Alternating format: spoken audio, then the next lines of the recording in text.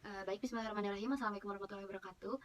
Kami dari kelompok 3 yang beranggotakan 3 orang, yaitu Hilman Mulyadi dan saya sendiri, Sabrina Cantika, kemudian ada Khairul Ihsan. Nah, pada presentasi kali ini kami mengambil jurnal yang berjudul Communication Theoretic Data Analytic. Nah, tanpa mengurut waktu, langsung saja kepada latar belakang. Nah, pada latar belakang ini, dengan buminya internet dan komunikasi seluler, analitik data besar telah muncul sebagai teknologi kritis, mengadopsi teknik sebagai pembelajaran mesin, model grafis, dan lain-lain untuk menambang informasi yang diinginkan untuk beragam teknologi komunikasi informasi atau TIK aplikasi. Pengembangan data atau penemuan pengetahuan dalam basis data KDD telah digunakan sebagai sinonim untuk analitik pada data yang dihasilkan komputer. Nah, untuk mencapai tujuan analitik data ini ada beberapa langkah utama. Yang pertama, berdasarkan pemilihan kumpulan data, pemrosesan data untuk menghitung yang efektif atau mudah. Nah, yang kedua, memproses data atau mengembangkan data kemungkinan mengadopsi teknik dari inferensi sifat-sifat dan kecerdasan buatan. Nah, yang ketiga, pasca pemrosesan untuk secara tepat menginterpresentasikan hasil analitik data sebagai pengetahuan. Penggunaan internet dan jenjang sosial yang meluas membutuhkan generasi data besar, yang terbukti bermanfaat dalam sejumlah aplikasi untuk menangani jumlah data yang tumbuh secara eksplosif. Analitik data telah muncul sebagai teknologi penting yang terkait dengan komputasi, pemrosesan sinyal, dan jaringan informasi. Kemudian, langsung saja kepada metode yang akan dibacakan oleh Khairul Ihsan. Saya persilahkan. Terima kasih kepada moderator yang telah memberikan waktunya. Di sini saya akan menjelaskan metode dari jurnal ini. Yang pertama, pemodelan data jaringan sosial. Di gambar yang satu ini ada model grafik variabel jaringan untuk kumpulan data besar. Nah, di gambar satu ini menggambarkan struktur jaringan sosial dari kumpulan data besar melalui realisasi model, grafis, dan jaringan Bayesian. Sementara setiap node yaitu variabel mewakili variabel data atau sebenarnya vektor data, dan setiap tautan mewakili hubungan dan kausalitas antara dua data variabel. Hubungan seperti itu antara dua variabel data biasanya menunjukkan ketidakpastian karena sifat data atau pengamatan yang tidak sempurna dan karenanya memerlukan pemodelan probabilistik. Nah, di sini ada gambar yang kedua, yaitu tentang teori komunikasi dalam aliran sinyal atau model grafis untuk menunjukkan hubungan kasual dan variabel data. Nah, di gambar kedua ini diilustrasi. Nah, di gambar yang kedua ini ada gambar 2A yang mengilustrasikan dapat menggunakan aliran sinyal dari variabel acak untuk secara abstrak menggambarkan sistem seperti pada gambar 2B. Karena sebagai penghubung antara variabel acak X dan Y dapat dicirikan dengan distribusi probabilitas kondisi F dalam kurung Y per X. Ketika sebuah saluran melibatkan banyak variabel perantara yang menghubungkan X dan Y, ini menghasilkan keragaman penerima seperti yang ditunjukkan pada gambar 2A C. Teori komunikasi yang lebih maju yaitu komunikasi akses ganda telah dikembangkan dalam beberapa dekade terakhir dan mungkin berguna untuk analitik data internet. Baik, selanjutnya sini ada gambar 3 tentang deteksi distribusi untuk jaringan sensor. Model komunikasi lebih lanjut yang menarik adalah jaringan sensor yang diilustrasikan pada gambar 3, di mana sumber informasi terdeteksi oleh banyak sensor yang mengirimkan pengukurannya ke pusat fusi untuk pengambilan keputusan. Jumlah sensor mungkin besar tetapi sumber informasi yang sebenarnya mungkin sederhana. Dalam situasi seperti itu, model sinyal dapat digambarkan sebagai Y sama dengan AR X tambah N, di mana X adalah vektor sinyal yang ditransmisikan, Y adalah vektor sinyal yang diterima tertanam dalam kebisingan. N banding R mencatat matriks korelasi antara sinyal yang digunakan oleh pasangan pemancar penerima, dan A adalah matriks diagonal yang berisi amplitudo yang diterima. Bagian non-diagonal dari AR menghasilkan multiple access interference atau MAI. Demikian pula model sinyal beberapa antena atau MIMO dapat digambarkan secara matematis sebagai Y sama dengan HX tambah N, di mana H adalah matriks gain saluran.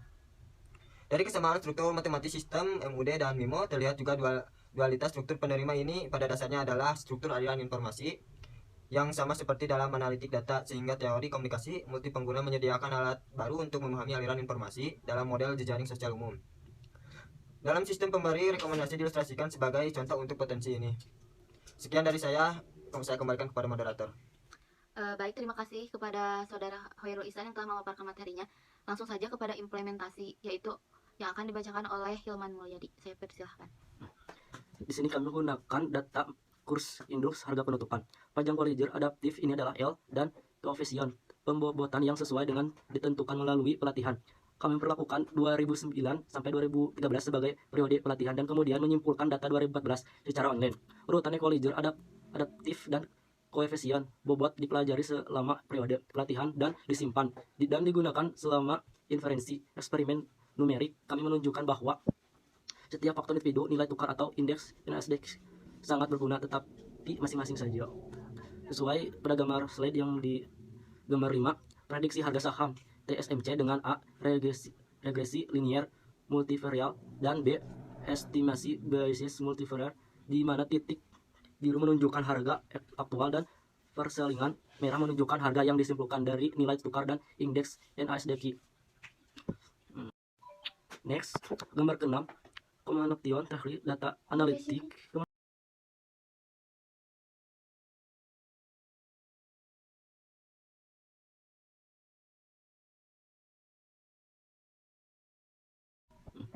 Gambar 7, inferensi melalui informasi MRC menggabungkan dua saluran pemrosesan data yang disamakan.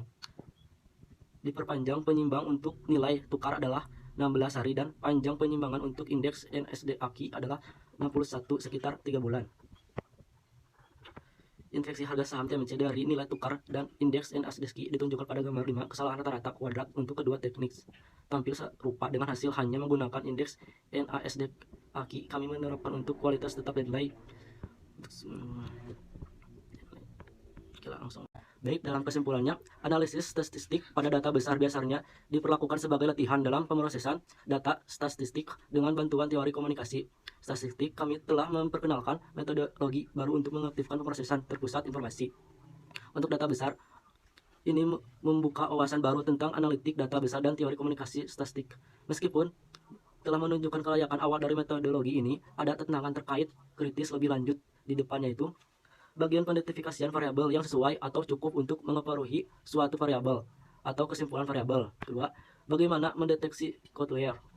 3. Bagian meneralisasi analitik big data menggunakan analisis jaringan komunikasi besar di luar komunikasi multi pengguna. Keempat, bagaimana menafsirkan data mengadopsi pendekatan pembelajaran mesin tradisional dan teknologi pemrosesan